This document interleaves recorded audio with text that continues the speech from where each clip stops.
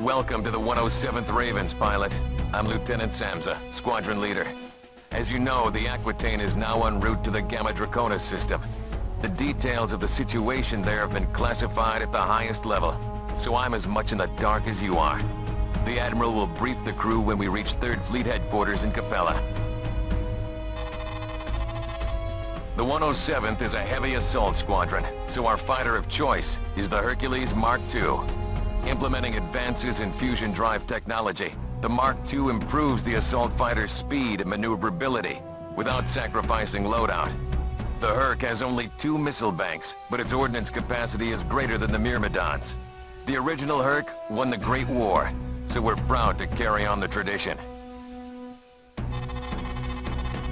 I recommend that you review the Herc 2 training modules before the Aquitaine arrives in Capella. These modules review advanced tactics, such as countermeasures and energy management. The Herc 2 is slower than the Myrmidon you've been flying with the 53rd, so learn how to evade missiles and equalize shields. These skills will help you push your fighter to the limits. Master them, and the life you save may be your own.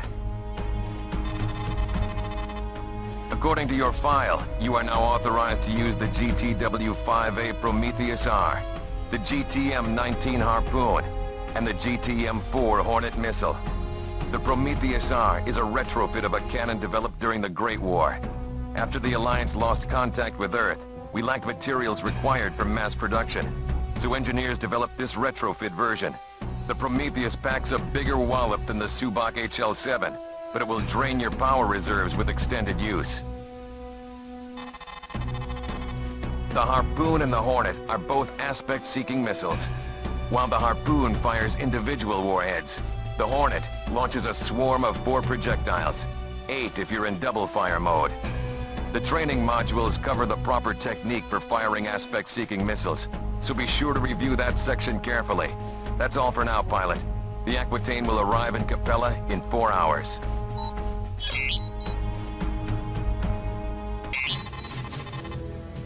To the officers and crew of the GTD Aquitaine, this is Admiral Petrarch. At 0115 hours, we received a transmission from 3rd Fleet Headquarters. A Sheevan cruiser and 3 fighter wings ambushed and destroyed the GTC Vigilant as it patrolled the Gamma Draconis jump node in the Capella system.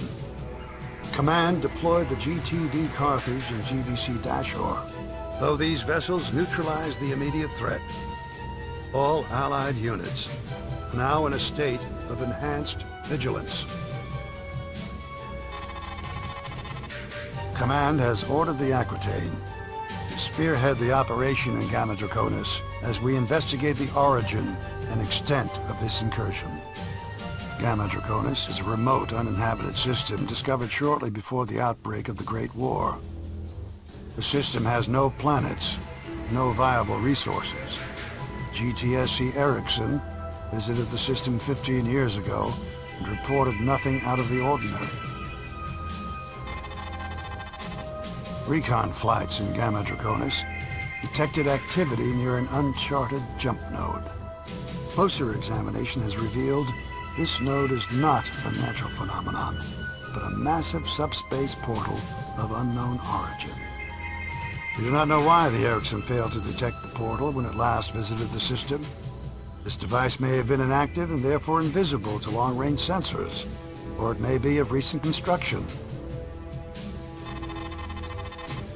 The Sheevan vessels that destroyed the Vigilant were not of any class encountered in the Great War. The light cruiser, designated Rakshasa, and the fighters designated Mara have been added to your onboard database. This is our first contact with this species in over 3 decades. Our objectives are clear. We must secure Gamma Draconis or face annihilation a second time. This is Lieutenant Samza, squadron leader of the 107th Ravens. Here's the situation. The GTD Aquitaine entered Gamma Draconis at 1640.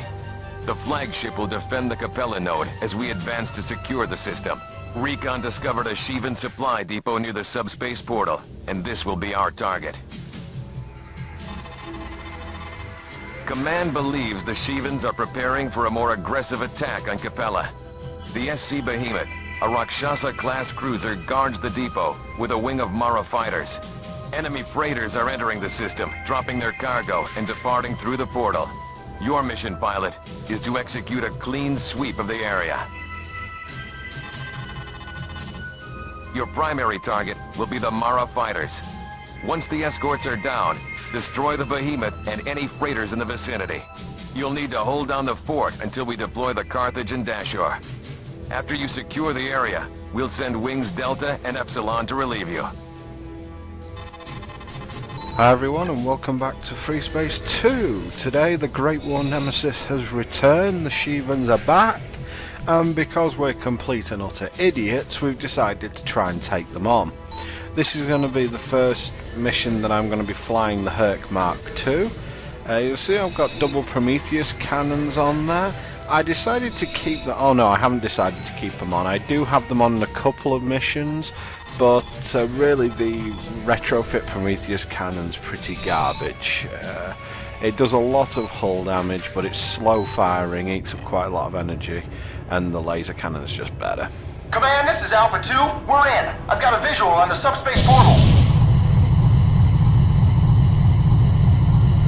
How many hostiles in sensor range? One wing of Mara's closing in fast. The Behemoth is 2.5 clicks out. 2 freighters and half a dozen cargo units are in the depot area. Destroy those fighters. The Shivas will send reinforcements, so let's secure this area as quickly as possible.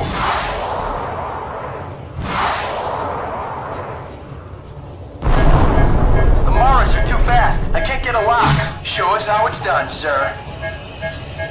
Bandit on your tail.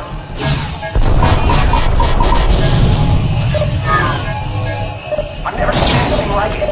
These fighters are unbelievable. He's not wrong, the Maras are pretty much better than anything that you'll have found or been up against in Freespace 1, aside from maybe the Dragon. You'll notice that the Shivans have discovered anti-fighter beams and just putting normal beam cannons on ships as well, so it's not as if we're at a massive technological advantage over them, because they have everything that we do at this point. They obviously just decided not to bring it out during the Great War, which is a little bit worrying, and it's a case of why didn't they do it if they could? Still, we'll have to just deal with things as they go. The Rakshasa it's pretty heavily armed for just a cruiser. It's not. I don't believe it has the resistance of the Lilith class cruiser, and the Lilith gets a bit of an upgrade in this game as opposed to the first game, which makes it very dangerous. But I think the Rakshasa has slightly better overall coverage, but either way, a squadron of heavily armed fighters should be able to take it down, and the Rakshasa is not a massive threat to some of the more modern ships. You'll see me using the Hornet missiles there, very effective at this time. One full double round of them will take out a Mara, whereas I'll have to fire twice within seconds. And all bandits are down. Now targeting the Behemoth. Well, without fighters, the Rakshasa's just one target, so here we go. Proceed with caution, pilot. Stand clear of those anti-fighter beams. The capabilities of that warship have yet to be determined. Excellent work, pilot. Behemoth objective neutralized. So, first Shivan cruiser down of the series so far, and probably won't be the last, but it is a little bit disheartening to see how much they've upgraded themselves over this period of time. So we're just going to take out these freighters and fill out the secondary objective. Just got to make sure we clear this system as much as possible. We don't want Shivans lurking around, because that portal could be our road home. And it's a strange thing, because obviously with Earth being cut off from the GTVA, it's going to be a very bad thing, but apparently most of the GTA's sort of manufacturing and power base was in Sol, so really the GTVA is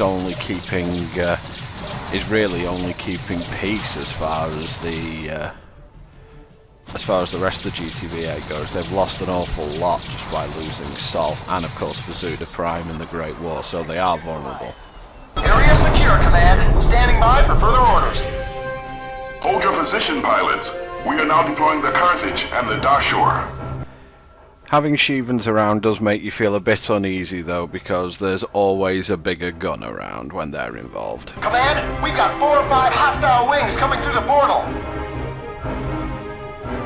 We've got a new fighter class here, designation Astaroth. Where's the Carthage? We need reinforcements ASAP, Command! We are taking evasive action, pilots. Help is on the way. There's too many of them! Send in the Carthage or get us out of here! The Carthage and Dashur will emerge from subspace momentarily. Stand by. Now would be a good time, Command. Astaroths can be a bit of a pain sometimes. What's your status, pilot? Our status is we're outnumbered about 2 to 1, or at least we were, but glad to see you here The anyway. Shivans have broken off their attack. They're heading for the Carthage. Shouldn't be a problem. We'll come back to the Astaroth in a sec because it's quite an interesting fighter. We are detecting incoming jump signatures from the subspace portal. A Kane class motion defense system, SD Goliath. Ah, the good old reliable Kane-class cruiser, the weakest of all the Shivan cruisers by quite a long way. However, it has brought Seraphim bombers with it, and Seraphim bombers are not to be trifled with. If you remember the Nephilim bomber from the first game, the Seraphim's pretty much the same thing except with more health and more capacity, so it's a very, very dangerous bomber. So if you see them in the air, kill them immediately. You'll notice me here trying to dogfight with an Astaroth, and that's probably about the worst thing that I can do. Astaroths are incredibly fast, however they sacrifice weapons and armour pretty much entirely for that speed. You can see one of those Seraphims getting ripped to shreds by anti-fighter beams there. But it's still taking a pounding. These bombers don't go down easily. Especially when you've only got lasers and early game missiles to hit them with. Once you get the anti-bomber missiles, they become a little bit easier to deal with, but then of course they start appearing in higher numbers. You can see that even the Kane has managed to grab itself some anti-cruiser weaponry now, some anti-fighter beams. And yeah, as you can see, the Astaroth is incredibly hard to hit with primary weapons. Generally the best way to deal with them is very similar to how you should deal with dragons. Stay at long range and try and pick them off with missiles. And unfortunately I got knocked around by an anti-fighter beam there and by the explosion, which made me lose missile lock on this thing. But I'll get it eventually. There we go. And Hornets or Interceptors either will be perfectly capable of taking out an Astaroth. Their thin profile really doesn't help either. I could really do with some better primaries here, but it looks like I'm going to end up wasting some missiles because I really can't be bothered getting into a dogfight with this thing. And yeah, there we go. It might be a little bit of wastage, but we're getting towards the end here anyway. Boom, there you go. And that looks like the area is secure, so good work, guys. All hostiles have been neutralized. Now deploying Delta and Epsilon Wing. Alpha, you may return to base. Delta Wing, now in position. Don't have to tell me twice. Let's get out of here and we can get on to the debriefing, and hopefully we won't be seeing too much more of the Shivans. Just study that damn thing and build the portal, assuming we can. You survived your first sortie against the Shivans. Though we had only a small opposing force to contend with, survival is half the battle. The COs of both the Carthage and Dashur commend our squadron for the outstanding cover we provided. The Shivan Kane cruiser and its complement of fighters might have destroyed these vessels had we not intervened. Well done, pilot. A joint Terran-Vasudan task force under the direction of Dr. Mina Hargrove is now studying the subspace portal. We expect a preliminary report in a few hours. For preserving the systems of the Galactic Terran-Vasudan Alliance from Shivan invasion, you are hereby awarded the Allied Defense Citation. So, to go along with our first mission against the Sheevens, we've also got our first medal, and you will also notice I don't have any wings, and that's because I couldn't be bothered doing the training missions. Stats for this mission getting a little bit better, but that's pretty much because I use nothing but secondaries in this mission. Anyway, we'll see where this takes us into the future. See you next time, guys.